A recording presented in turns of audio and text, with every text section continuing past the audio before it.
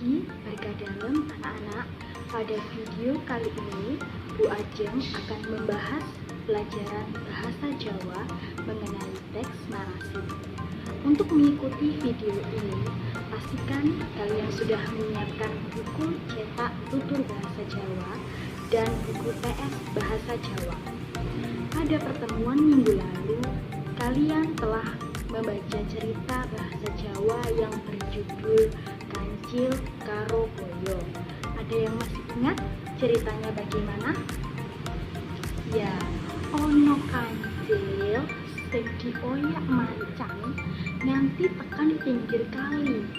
Jadi layune kancil kedang-kedang kali utawa dialang-alangi kali. Banjur ketemu boyo kan diapusi dening kancil. Jadi ceritanya ada seekor kancil yang dikejar oleh macan. Ketika dia lari menghindari macan atau harimau, dia terhalang oleh sungai yang ada di depannya. Ternyata begitu kancil sampai di pinggir sungai, si kancil bertemu dengan buaya. Dan supaya bisa melewati sungai tersebut, kancil membohongi buaya. Seperti kita tahu, di banyak cerita lain bahwa kancil ini adalah seekor hewan yang sangat pintar. Jadi kewan sing pinter ku kancil. Nah, sekarang mari kita buka buku rangkuman bahasa Jawa bab 1. Kalian lihat pada poin pertama ada pangerten teks narasi utawa pengertian dari teks narasi. Apa itu pangerten teks narasi? Kita baca bersama-sama, dibuka bukunya. Nah, teks narasi yaiku teks utawa karangan sing isine nyeritakake rerengkening kedadean kang kerakit ade dasar urutan wektu, ana paraga lan wektu kedadeane. Jadi, dalam bahasa Indonesianya, teks narasi adalah suatu bacaan yang menceritakan serangkaian peristiwa yang disusun berdasarkan urutan waktu, lalu ada paraga itu tokoh ya, dan waktu kejadiannya. Itu adalah pengertian dari teks narasi. Nah, lalu lanjut pada poin yang kedua adalah tulodone. Contoh dari teks narasi. Tulodo itu contohnya ada cerita, ada novel, dan ada roman. Cekak itu singkatan dari cerita cekak atau cerita pendek yang biasa kita tahu sebagai cerpen. Nah, kalau novel itu cerita panjang. Seperti yang kita tahu, novel itu kayak bentuknya kayak buku ya, kayak novel Harry Potter, terus novel apa lagi banyak. Dan yang terakhir adalah roman. Roman juga sebuah karya sastra atau prosa panjang atau karangan bebas yang tidak terikat banyaknya baris. Nah, cerita Kancil Karo Boyo yang kalian baca itu termasuk dalam cekak atau cerita cekak ya, karena ceritanya tidak terlalu panjang, hanya beberapa paragraf dalam satu bacaan itu. Nah, pada poin yang ketiga adalah ciri-cirine teks narasi. Pada ciri yang pertama adalah nyeritakake sawijine kedadean kanthi urut. Nah, anak-anak, teks cerita Kancil Karo Boyo yang dideleng saka isine mujudake cerita narasi. Mergo ing kono nyeritakake sawijine kedadean, yaiku kancil dioyak macan, kandhek ing kali banjur nganti golek reka daya amrih bisane nyebrang kali. Jadi maksudnya teks cerita Kancil dan Baya itu yang sudah kita baca itu termasuk dalam teks narasi karena dia menceritakan kejadian yang urut, mulai ketika si kancil dikejar oleh macan atau harimau, terus sampai di sungai, terus dia membohongi buaya, dan pada akhirnya dia sampai di seberang sungai. Itu adalah suatu kejadian yang urut dari awal hingga akhir seperti apa. Nah, itu adalah ciri yang pertama, nyeritakake sawijine kedadean kanthi urut. Lalu ciri yang kedua, ono temane. Pada cerita Kancil karo Boyo, temanya adalah boyo sing gampang diapusi dening kancil, ya. Itu adalah temanya. Lalu yang ketiga, ciri yang ketiga, ono paragone atau ada tokohnya. Sopo wae paragone? Tokohnya ada siapa saja waktu kita membaca teks Kancil karo Boyo? Ya, yang pertama ono macan, ono kancil, ono boyo, lan ono Nabi Sulaiman. 4 paraga itu disebutkan dalam cerita, ya. Dan yang keempat, ciri yang keempat adalah ono settingnya, atau setting bisa kita sebut sebagai latar yang artinya papan panggonan. Latare cerita Kancil karo Boyo ing pinggire kali lan ing tengah kali. Ketika dia sampai di pinggir dan ketika di tengah kali waktu si buaya dibohongi. Nah, sudah jelas bahwa cerita Kancil karo Boyo ini memang termasuk teks narasi karena memiliki ciri-ciri teks narasi. Empat-empatnya ada di cerita Kancil karo Boyo. Nah, tadi kita sudah mempelajari ada berapa poin dalam rangkuman tadi? 3. Yang pertama pengertian teks narasi, yang kedua tulodo atau contohe teks narasi, dan yang terakhir adalah ciri-ciri teks narasi. Ada 3, saya kira kalau belum paham juga dibaca lagi, dimengerti lagi, ya. Nah, sekarang kita akan membaca cerita yang ada di buku ini, Tutur Bahasa Jawa, halaman 6. Semuanya bisa membuka di halaman 6. Itu ada cerita dolanan ing waktu persami. Ini juga termasuk teks narasi. Nah, saya ceritakan sedikit ya, sambil kita baca bersama-sama. Dolanan ing waktu persami. Bocah-bocah sing arep melu persami wis ngumpul wiwit jam 3 sore. Sakwise upacara pembukaan, bocah-bocah noto ruangan kanggo panggonan istirahat. Bocah lanang dadi siji karo bocah lanang, bocah wadon ngumpul dadi siji karo bocah wadon. Sakwise upacara rampung, guru lan kepala sekolah padha kondur dhisik. Pembinane sing asmane Kak Eko manggon ing ruang guru. Jadi pada paragraf 1 ini diceritakan bahwa anak-anak akan mengikuti persami. Pada tahu kan, persami itu adalah perkemahan Sabtu Minggu. Biasanya di STK juga diadakan nanti. Nah, ketika sudah jam 3 sore setelah upacara pembukaan, anak-anak itu menata tendanya. Kadang barang-barangnya juga ditata di tenda. Kalau laki-laki kumpul jadi satu dengan laki-laki, tendanya perempuan, wadon itu perempuan kumpul jadi satu dengan perempuan. Nah, setelah upacaranya selesai, pembukaan kan itu guru-gurunya pulang, tapi salah satu pembinanya namanya Kak Eko itu tetap ada di ruang guru. Itu adalah rangkuman dari paragraf pertama, ya. Sekarang paragraf kedua. Sakwise rampung kabeh, anggone noto ruangan kurang luwih jam 5 sore, Kak Eko pamit marang bocah-bocah arep kondur mundhut barang-barang kanggo keperluane persiapan api unggun. Kak Eko pesen marang bocah-bocah supaya ngati-ati lan ora oleh metu saka pager. Lawang pager dikunci Kak Eko saka njaba.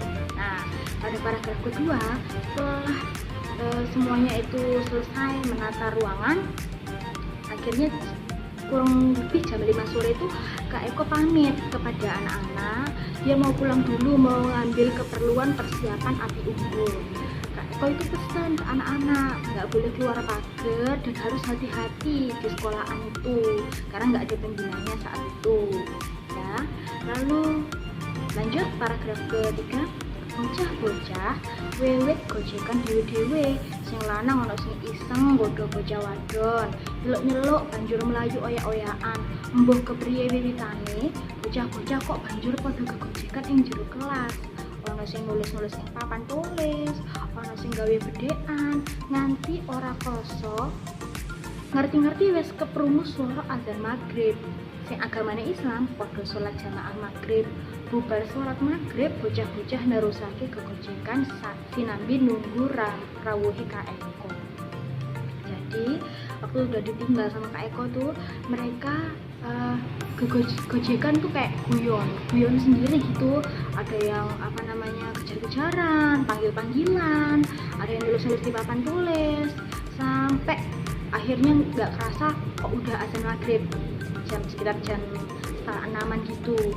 Dan yang beragama Islam akhirnya melakukan sholat jamaah maghrib. Terus mereka menunggu kedatangan Kak Eko, itu ceritanya. Selanjutnya, nah nalika bocah-bocah padha rame gegojekan, ana sing celuk-celuk, Nardi, koyok suarane Hasim nyeluki Nardi. Akhirnya bocah sing jenenge Nardi nginceng nang jero kelas. Saknalika Nardi jerit kabantere lan bablas semaput. Bocah-bocah liyane padha gopoh. Nardi langsung digendong lan diturukake ing klosor. Awake anyep jejeg.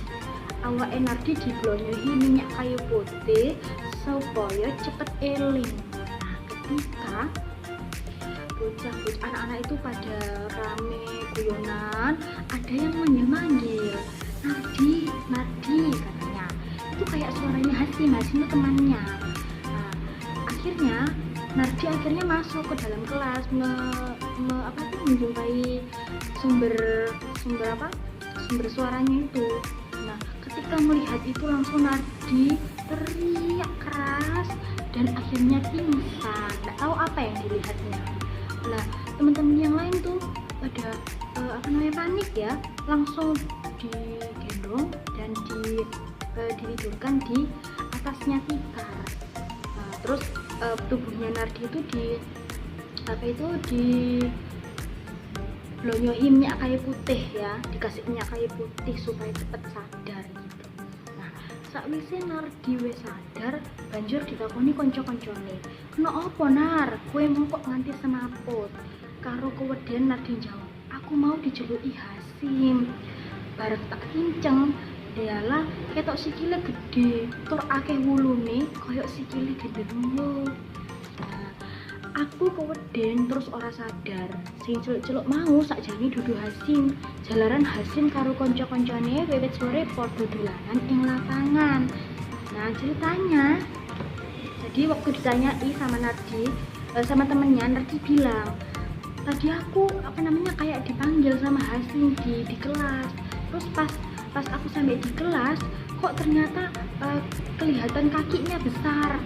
Terus kok ada bulunya banyak, kayak kakinya genderuwo." Tahu ya genderuwo ya, seperti hantu ya. Nah, terus dia akhirnya ketakutan dan tidak sadarkan diri. Nah, padahal Hasim itu dari sore tadi udah di lapangan, nggak di kelas dia. Itu yang membuat si Nardi ternyata pingsan. Nah, watoro jam 6:30 bengi, Kak Eko lan guru-guru liyane wis rawuh menyang sekolahan. Piyambake diceritani bocah-bocah ngenani kedadian sing mentas dialami Nardi. Kak Eko mirsani kahanane ruangan kelas sing kosong mau. Bocah-bocah didhawuhi gawe api unggun lan ngumpul ing lapangan nerusake acara. Kabeh wis padha ngerti menawa sekolah niki pancen rada angker. Nah, akhirnya setelah kejadian itu sekitar 6:30 malam, Kak Eko dan guru yang lain datang. Terus mereka diceritai oleh anak-anak kalau ternyata Nardi habis pingsan, habis melihat kayak kakinya genderuwo, Kak Eko bilang kalau memang keadaan ruangan kelas itu kosong dan Kak Eko menginfokan ke anak-anak bahwa harus hati-hati karena mungkin sekolah itu agak sedikit akar-akar tuh kayak banyak hantunya gitu ya. Itulah cerita tentang dolanan ing waktu bersama. Itu cuma fiktif ya, artinya tidak nyata. Itu suatu cerpen, ada cerita pendek dalam bahasa Jawa. Nah, setelah kita tadi bersama-sama membaca dan mendengarkan cerita dari saya mengenai dolanan ing waktu bersami, apakah kalian sudah paham ceritanya bagaimana? Karena cerita ini juga menceritakan suatu kejadian secara urut.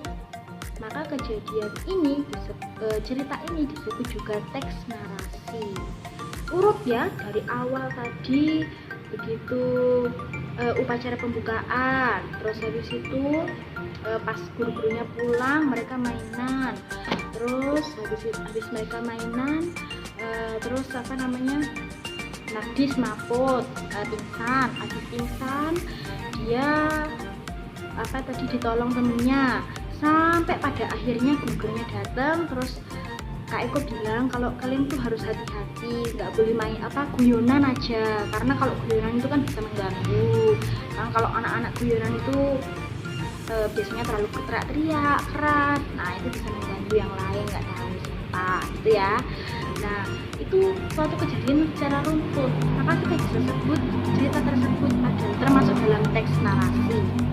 Nah, sekarang kita akan membahas berdasarkan cerita dolanan ing waktu bersami. Kita akan bahas rangkuman bahasa Jawa poin yang keempat mengenai perang-perangane teks narasi. Oke, perang-perangan teks narasi atau bagian-bagian dari teks narasi. Jadi suatu teks tadi itu memiliki bagian-bagiannya. Nah, bagian yang pertama adalah orientasi. Orientasi yaitu perangane cerita narasi kang ngenalake paraga, wektu lan panggonan. Berarti orientasi itu berarti pengenalan yang biasanya terletak di bagian depan cerita. Dia berisi atau mengenalkan tokoh, mengenalkan waktu, dan mengenalkan tempat. Nah, pada cerita dolanan ing waktu bersami, orientasinya adalah perangan ngarep sing jelasake kegiatan persami diwiwiti kanthi upacara pembukaan. Itu adalah orientasinya. Kalimat orientasinya seperti itu. Itu ada di paragraf pertama. Nah, jadi saya ulang lagi, orientasi itu berkaitan dengan mengenalkan atau ngenalake paraga, wektu lan panggonan. Biasanya terdapat pada paragraf awal-awal. Itu adalah orientasi. Lalu bagian kedua adalah komplikasi. Komplikasi yaitu perangan cerita narasi kang mujudake perangan inti tumekaning pucuking masalah. Nah, komplikasi itu seperti konflik atau masalah yang muncul dalam cerita. Nah, pada cerita dolanan ing bersami, komplikasinya adalah ketika nalika Nardi jerit lan semaput mergo keweden meruhi pawongan sing medeni. Ketika Nardi teriak dan pingsan karena dia ketakutan ketika dia tahu ada pawongan itu seperti orang gitu ya yang menakutkan. Nah, itu seperti masalahnya di mana sih cerita itu? Nah, itu cerita masalahnya atau komplikasinya. Bagian ketiga adalah resolusi. Resolusi yaitu perangan cerita narasi kang mujudake perangan mburi kanggo ngudari reribet jroning kedadean cerita. Resolusi ini seperti bagian penyelesaian dalam sebuah cerita. Biasanya ada di akhir-akhir cerita ya. Pada cerita dolanan ing waktu bersami, resolusi ini bocah-bocah kudu ngati-ati nalika dolanan ing sekolahan. Sabanjure padha nganakake kedadian api unggung. Jadi ini terdapat pada kalimat terakhir. paragraf terakhir, biasanya seperti itu. Jadi resolusinya apa sih dari ceritanya? Oh, jadi anak-anak tuh harus hati-hati, tidak boleh gojekan. Dan akhirnya mereka melakukan atau mengadakan kegiatan api unggun. Itu resolusinya. Jadi saya ingatkan lagi, ada 3 perangan teks naratif. Yang pertama adalah orientasi, yang kedua adalah komplikasi, yang ketiga adalah resolusi. Orientasi, mengenalkan cerita, perangan nih, cerita narasi kang ngenalake paraga wektu lan panggonan. Bagian kedua, komplikasi adalah perangan cerita narasi kang mujudake perangan inti nganti tumekaning ujung masalah seperti konfliknya dalam cerita. Dan bagian ketiga adalah resolusi, yaitu perangan mujudake perangan mburi kanggo ngudari ribet jroning kedadian cerita. Jadi seperti sebuah penyelesaian dalam cerita. Nah, sampai sini dulu penjelasan dari saya. Dari mulai tadi rangkuman poin pertama hingga poin keempat, semoga kalian paham kaitannya rangkuman dengan cerita yang sudah kita baca dan tadi kalian dengarkan ya. Kalau belum paham juga segera tanyakan pada guru kelas masing-masing. Nah, untuk mengetahui pemahaman kalian, tugasnya adalah mengerjakan soal pada darat akhir ulangan siji dari buku cetak tutur bahasa Jawa halaman 15 sampai 16 bagian A dan B jawaban saja di buku PR bahasa Jawa. Hasil mengerjakan jangan lupa difoto dan dikirimkan ke WA guru kelas masing-masing ya sampai pukul 13.00 hari ini. Jika kalian menyimak video ini dengan baik, pasti kalian bisa mengerjakan tugasnya. Selamat mengerjakan. Salam sehat.